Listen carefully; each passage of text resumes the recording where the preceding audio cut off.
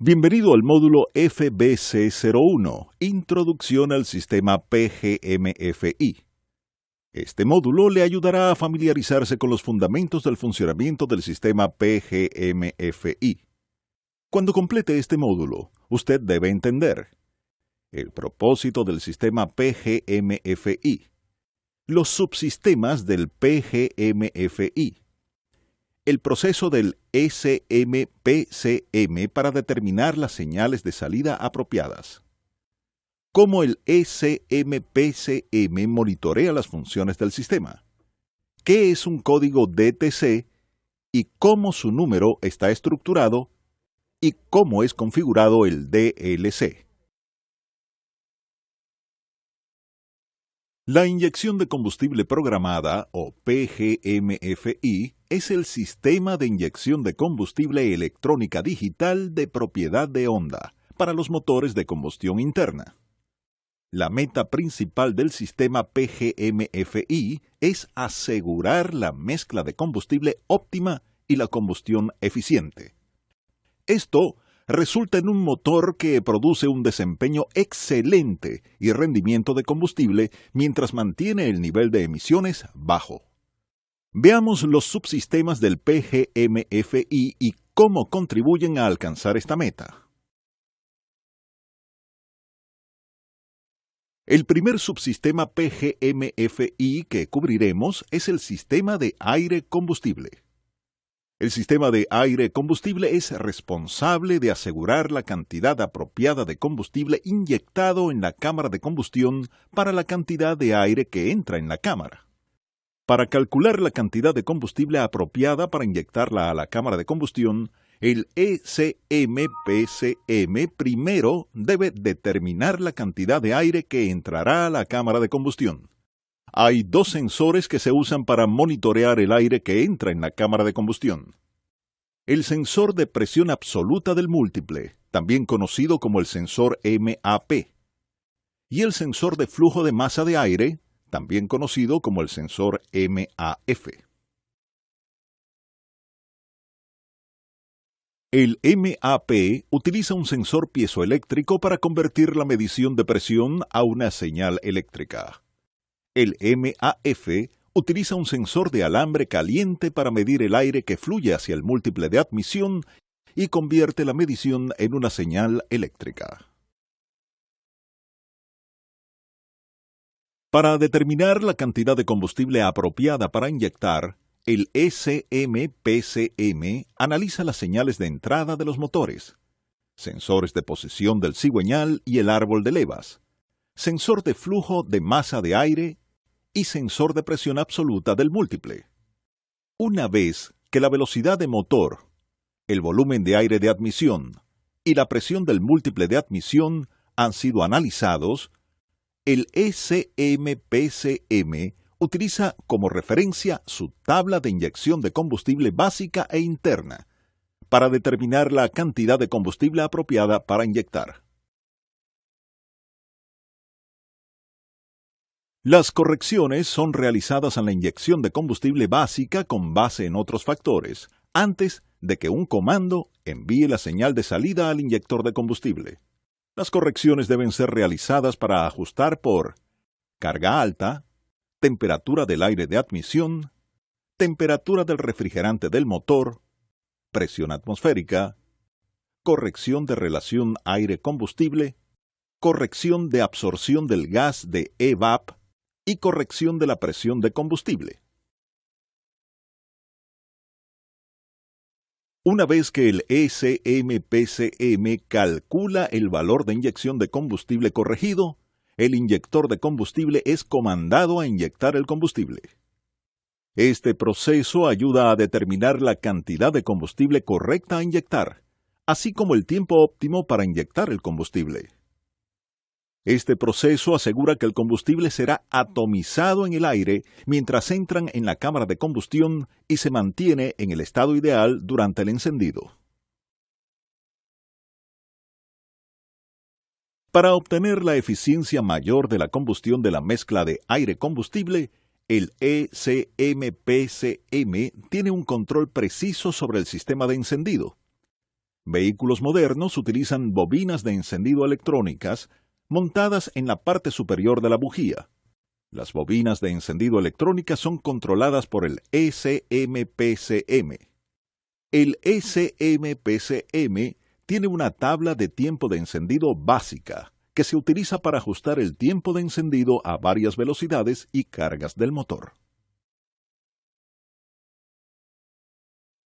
Para determinar el tiempo de encendido básico apropiado, el SMPCM analiza las señales de entrada de los siguientes componentes del motor: sensor de posición del cigüeñal y del árbol de levas, sensor de flujo de masa de aire y sensor de presión absoluta del múltiple.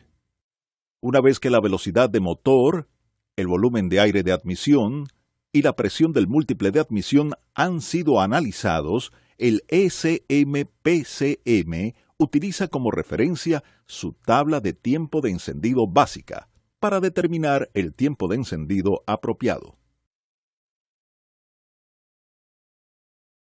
Las correcciones son realizadas a la sincronización de la ignición básica con base en otros factores, antes de que un comando envíe la señal de salida a la bobina de la ignición.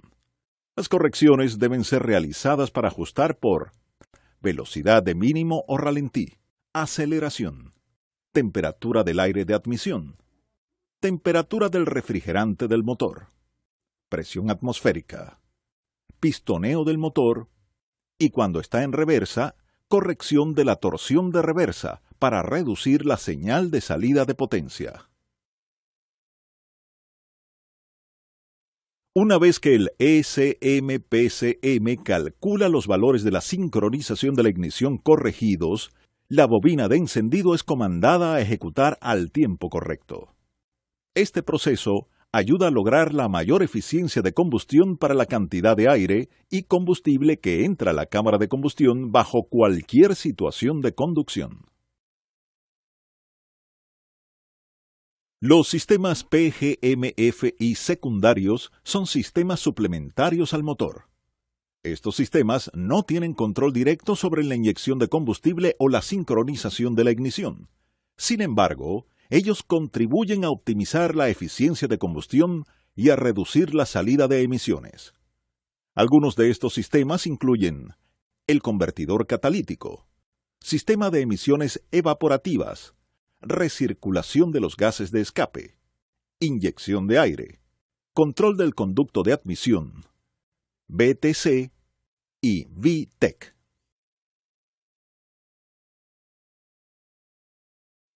Para asegurar que todos los sistemas de emisiones del PGMFI están en funcionamiento normal, el SMPCM prueba y evalúa los sistemas y sus componentes. Estas pruebas y evaluaciones de los sistemas y sus componentes se refieren como monitores de alistamiento de diagnóstico a bordo. El propósito principal de monitorear estos sistemas es para mantener los niveles de emisiones bajos y alertar al conductor de problemas antes de que ocurra una falla catastrófica. Hay dos tipos de monitores de alistamiento: continuo y no continuo. Los monitores continuos están constantemente probando y evaluando los sistemas y los componentes para detectar una falla. Algunos ejemplos de monitores continuos incluyen pruebas de falla de sincronización, regulación de combustible y componente completo. Los monitores no continuos prueban y evalúan los sistemas y los componentes bajo ciertas condiciones de prueba. Estas condiciones deben ser cumplidas antes de que una o más pruebas puedan ser ejecutadas para evaluar el sistema y el funcionamiento del componente. Las condiciones necesarias para ejecutar estas pruebas varían por componente y sistema. Cuando un monitor realiza una prueba y la prueba falla el criterio establecido, un código de diagnóstico de problemas o código DTC puede ser activado.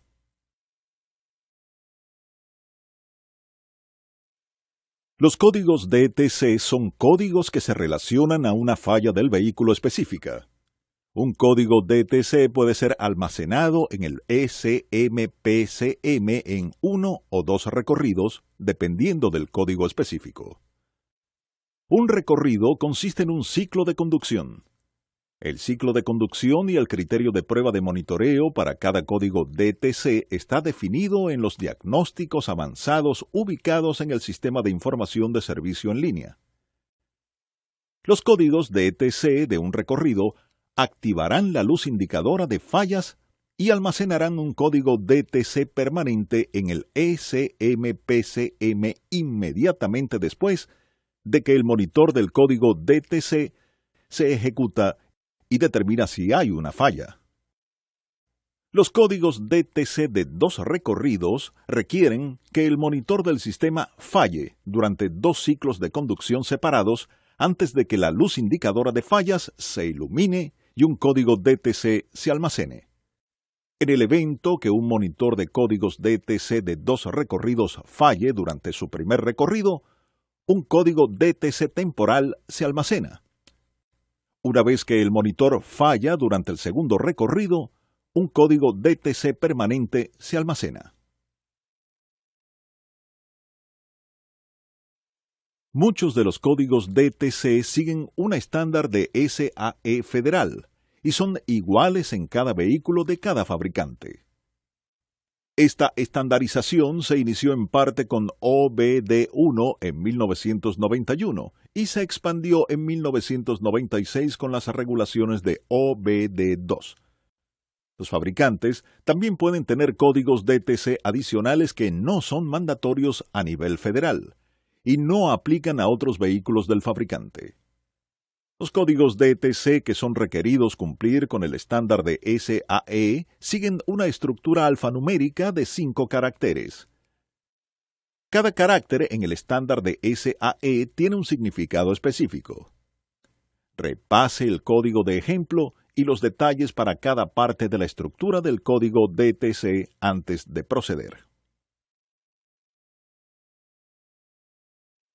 Para garantizar que todas las herramientas de diagnóstico puedan comunicarse y recuperar datos de cualquier vehículo en los sistemas de diagnóstico a bordo, el estándar de SAE a nivel federal fue creado para el conector de enlace de datos, también conocido como el DLC. El conector de enlace de datos permite a cualquier herramienta de diagnóstico de fábrica o del mercado fabricado por terceros conectarse y comunicarse con los sistemas necesarios para recuperar los códigos DTC del estándar de SAE. El conector DLC es un conector de 16 pines. De los 16 pines, 9 son requeridos para que coincidan con el estándar mandatorio a nivel federal. Los otros 7 pines pueden ser utilizados a la discreción del fabricante.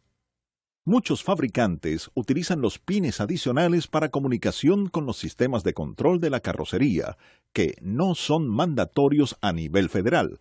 Por lo tanto, estos sistemas típicamente no pueden accesarse usando una herramienta de diagnóstico universal. A pesar de que el sistema PGMFI puede parecer complejo, la estandarización federal de la conexión y los protocolos DTC facilita acceder a la información de diagnóstico relacionada a todos los componentes cruciales. El plan de estudio de combustible y emisiones que sigue a este módulo ayudará a expandir todavía más su conocimiento y comprensión del sistema PGMFI y cómo diagnosticar rápida y efectivamente las fallas.